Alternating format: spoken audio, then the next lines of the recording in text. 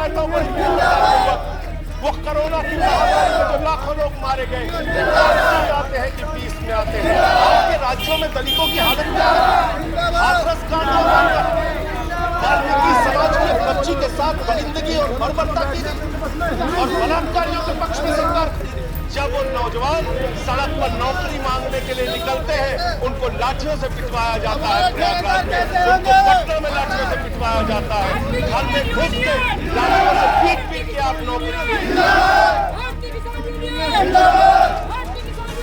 गाओ डिजिटल, गाओ डिजिटल, देश का बैंक लगाओ डिजिटल, रुपया डिजिटल, बैंक भी डिजिटल और सेना का टैंक भी डिजिटल। बच्चे पाए डिजिटल शिक्षा और फिर मांगे डिजिटल भिक्षा। बच्चे पाए डिजिटल शिक्षा और फिर मांगे डिजिटल भिक्षा। डिजिटल डॉक्टर, डिजिटल गोली, डिजिटल ईद और डिजिटल होली, डिजिटल सड़क पर डिजिटल कार, डिजिटल संसद और सरकार, डिजिटल खेत में करो किसानी, डिजिटल खाद और डिजिटल पानी, डिजिटल दूध और डिजिटल गाय, डिजिटल चीनी, डिजिटल चाय। ये इस बजट के बारे में एक कवि की प्रतिक्रिया है मान्यवर। और जो इस सरकार के दावे हैं उस पर थोड़ी बात कर लेते हैं मान्यवर। इन्होंने कहा है कि 60 लाख नौकरियां देंगे। मैं पूछना चाहता हूं, आपने तो स्वयं स्वीकार कर लिया, पहले तो आप 2-2 करोड़ करके लोगों को मूर्ख बनाते रहे और अब आप खुद स्वीकार कर रहे हैं कि 2 करोड़ आपके पास भी नहीं है। अब आप 60 लाख नौकरियां देने की बात कह रहे हैं। और आप नौकरियां कैसे दे रहे हैं नौजवानों को मान्यवर? 35,000 रेलवे भर्ती के लिए 1 करोड़ नौजवानों ने उस पर फॉर्म भरा और उसके बाद जब उसका परिणाम आता है उसमें घोटाला और गड़बड़ी की जाती है। जब वो नौजवान सड़क पर नौकरी मांगने के लिए निकलते हैं, उनको लाठियों से पिटवाया जाता है प्रयागराज में, उनको पटना में लाठियों से पिटवाया जाता है, घर में घुस के लाठियों से पीट पीट के आप नौकरी दे रहे हैं, आंसू गैस के गोले छोड़ के आप नौकरी दे रहे हैं। आप कर्मचारियों की बात इस बजट में कर लीजिए मान्यवर। जब कर्मचारियों की चर्चा होती है, पूरे देश के कर्मचारियों की एक ही मांग है, पुरानी पेंशन की बहाली की जाए, पुरानी पेंशन की बहाली की जाए। 40 दिन कोई सांसद और विधायक रह लेता है, पूरे जीवन भर उसको पेंशन मिलती है। 40 साल कोई कर्मचारी नौकरी करता है, उसकी पेंशन आपने खत्म कर दी।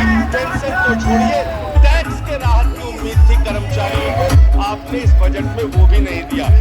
एक तरफ आप सबका साथ सबका विकास का जिक्र करते हैं, दूसरी तरफ आपके नेता उत्तर प्रदेश में लाखों सीट करते हैं, भाषण देते हैं, यूपी का चुनाव 80 और 20 पर होगा, 80 और 20 पर होगा। ये 80 और 20 क्या है?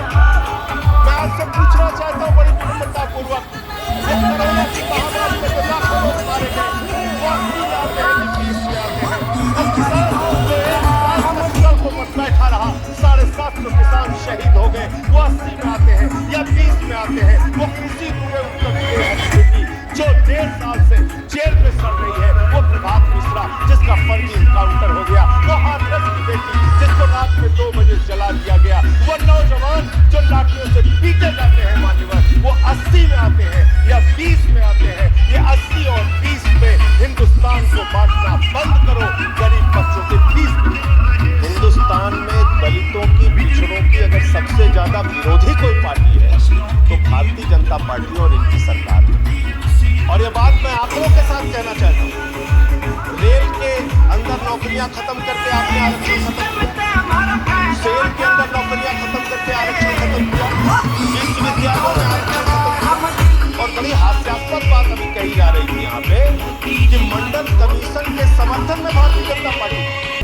अरे सर, पूरा हिंदुस्तान जानता है मंडल के खिलाफ कमंडल ये लोग लेके आए और स्वर्गीय विश्वनाथ प्रताप सिंह जी की सरकार को अगर किसी ने गिराया, भारतीय जनता पार्टी ने वो महापाप और अपराध किया है।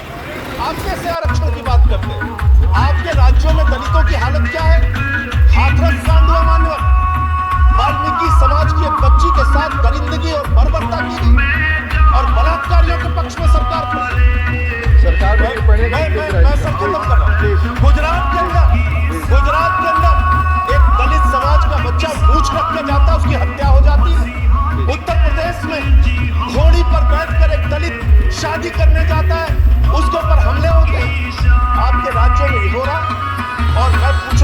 बड़ी विनम्रता पूर्वक जनसंघ से लेकर भारतीय जनता पार्टी तक एक राष्ट्रीय अध्यक्ष को छोड़ के आप बता दीजिए कौन भारतीय जनता पार्टी का अध्यक्ष आज तक दलित समाज से जो डलहौजी न कर सका वो ये उपकार कर देंगे और कमीशन दे दो तो हिंदुस्तान को नीलाम कर देंगे। ये बजट हिंदुस्तान को नीलाम करने का, देश को बेचने का, देश की संपत्तियों को बेचने का बजट। और ये बात मैं क्यों कह रहा हूं?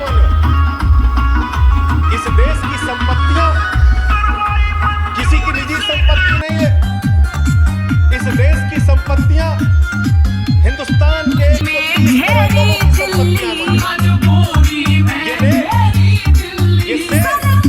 ये बीपीसीएल, ये एलआईसी, ये बैंक, ये एयरपोर्ट, ये किसी की निजी संपत्ति नहीं है, बल्कि हिंदुस्तान के 130 करोड़ लोगों ने अपने श्रम से, अपने परिश्रम से इन कंपनियों को, इन संपत्तियों को बनाने का काम किया है।